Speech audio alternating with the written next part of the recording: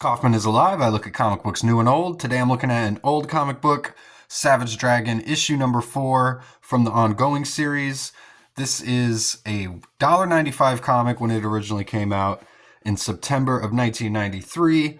Got Erik Larsen doing all the pencils and inking and writing on this book. He's the creator of Savage Dragon, written and drawn every single issue. I've done reviews of the first miniseries, issues 1 through 3, and the first 3 issues of the ongoing series so far, so go check those videos out if you haven't yet. Just did a review of issue 3 the other day. Kind of just felt like keep going on Savage Dragon. It's my favorite comic book. So we'll get right into it here. Got the cover with Dart and Barbaric here holding these huge giant guns. And they're joining the police force. That's why Barbaric's got the police uniform on here in this issue. So we've got, they're making some sort of joke here on the interiors. We got Squeaky Erik Larsen, Squeaky Eliopoulos, which is Chris Eliopoulos, and all the colorists. Just like in the last issue, we got 3 different colorists here.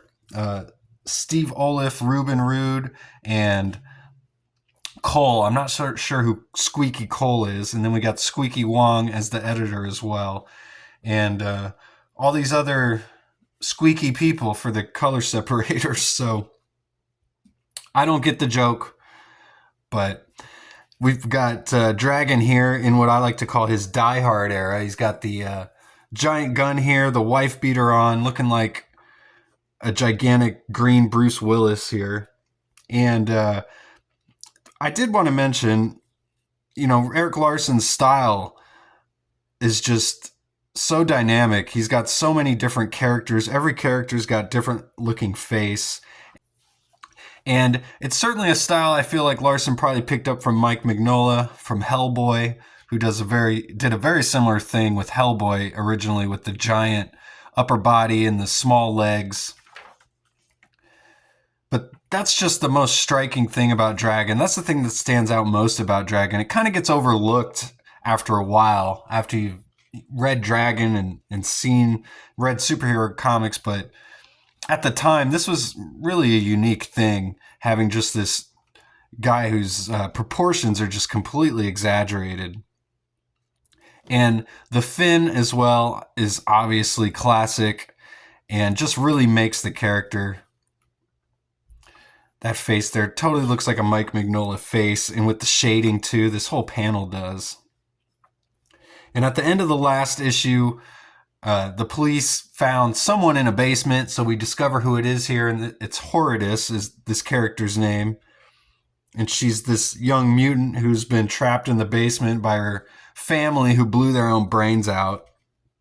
So they're going to take her back to the police station. She's eating everything here. The police chief says her entire body is covered with sharp spikes. She'd be a terrific addition to our little team. Yes, indeed. He seems overly excited about this. Dragon says, you can't be serious. He doesn't want to let this, young orphan onto the police squad. But that's kind of the plot of this whole book, is they're putting together Freak Force. And we've got this Amanda Mills woman here who was saved by Dragon previously, and she really just wants more time with Dragon, but he's trying to explain to her that this is a dangerous profession. He doesn't have time for a girlfriend or anything right now. She says some risks are worth taking. I am, as she walks away. So then they get a call that there's some super freaks in the city, and Barbaric and Ricochet need some help. So we get Dragon and Dart jumping into action here. We get a great splash page with the speed lines. Looks almost kind of reminiscent of the cover of the first issue of Savage Dragon with the coloring here. But cool superhero team up here with Dart and Dragon. And we get Barbaric here, who very similar kind of design to Dragon. He's got the giant upper body and smaller legs. And, he's, instead of all green, he's all red. And he doesn't have a fin, but he does kind of have a unique hairstyle with the kind of the braids down here and the ponytail in the back and the long hair. but kind of the opposite of Dragon. Dragon's green, he's red. And we got Ricochet down here. And Ricochet and Barbaric, they're kind of a couple. They're actually young kids. You wouldn't really know it unless you were reading the comic. You can't really tell from the artwork, but they're actually kind of like 17, 18 years old. So they're fighting this guy named Cesspool, and he's just got this disgusting power.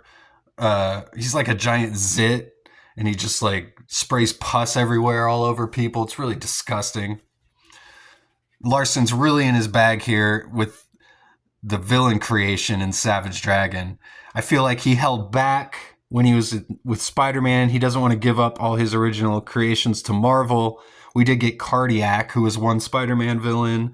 The Femme Fatales, I think, was another group of female villains that Larsen created and added to Spider-Man. But the villains in Savage Dragon are some of the best. And you get a lot of villain of the week in Savage Dragon. And that's what we get here with this Cesspool character. But luckily we got a character, Dart, who can throw all her darts into his holes and it plugs him up and then he explodes. All the pus goes everywhere. And Dragon asking Ricochet and Barbaric if they want to join the police force. They're like, cool, we're in. But then the police chief asks Ricochet, exactly how old are you? And she's not happy about getting asked that question, so she bounces home because that's her power. She bounces. So Barbaric's like, crap, and Dragon's like, don't worry, she'll cool off. And then we get a brief epilogue here down at the bottom with Mrs. Schwartzblatt saying that she's going to see her little boy Rodney. And it's been such a long time, she can't wait. He's a policeman, you know. So this is the woman who thinks that Savage Dragon is her long-lost son, Rodney, just because he had a green mohawk. He was like a punk rock kid with a green mohawk. So he thinks, or she thinks, that the dragon is her long-lost son. Turns out, I'll just give you a spoiler, it's just a big red herring. As at this point, we don't know Savage Dragon's origin as a reader here in issue 4. So there are lots of little red herrings kind of making you wonder where Dragon came from. And this is just one of them. So, and then we get a backup story here with Ricochet and Rapture. And it's actually drawn by Adam Hughes, which is a real treat. They spared no expense here on the logos for Rapture and Ricochet, as you can tell. And this is a flip book too. So it's actually on the... You flip the book over on the back side here. This one's written by Erik Larsen, and we got Carl Kessel doing the inks here, Chris Iliopoulos doing the letters. Antonio Cole is the colorist I couldn't name earlier in the video, so there you go, along with Steve Oliff. And again, we got Adam Hughes doing the artwork here. He always draws really attractive, sexy women, and we get that here as well with... this character, Rapture, who eventually becomes Dragon's main love interest. And there actually is a good explanation for her wearing this costume because she actually is a prostitute. So that's why she's dressed like that. Sometimes you get superhero outfits, something like maybe like Psylocke, which it's like, why are you dressed in a thong? You know, but it kind of makes sense here because that actually is her profession. But maybe it makes sense for Psylocke too, because she's like a ninja assassin. So, you know, but we get a typical superhero misunderstanding here, kind of. She's trying to kill this guy who I'm kind of assuming is her pimp. And Ricochet kind of comes upon her and is trying to stop her from killing him. But she just keeps explaining he's not innocent and he's going to keep killing people. I really feel like he's using maybe Pam Grier or Tina Turner as a model here for some of these faces, especially with the hair. It looks a lot like Tina Turner. Like this could even be her on stage singing and posing in some of these shots here. Just some great expressions on all the faces throughout here. I mean, every panel, there's a different expression on the character's face, which is just what Adam Hughes is really great at, along with his figure drawing as well. The colors aren't all that great in here, some very early 90s colors, but I do like this panel here. As he's taking a shot at Ricochet and Rapture just blows his head off, literally. And Ricochet lands on top of him, and she's like, oh, I'm on top of a dead guy. Gross. And she says, you probably saved my life, you know. And Rapture says, yeah, well, I have no regrets. So kind of a prequel to Freak Force #1. This whole issue really is the backside and the main story. So as Rapture and Ricochet, they all joined Freak Force here, all working for the Chicago Police Department and League with Dragon. And I'll have to get into Freak Force. I've definitely got all those early issues. And we got Vanguard and Super Patriot here. Some other great comics I highly recommend. And then this is funny, kind of a timely thing too with the passing of Peter David recently, but we've got a Peter David versus Todd McFarlane ad here at Comic Fest 93. It says, let's get silly in Philly. The doctor versus the quack, the scholar versus the mauler, the writer versus the artist. This is really cool. And if you look at the signature here, these drawings this is actually drawn by J. Scott Campbell. So some nice caricatures of both of these guys.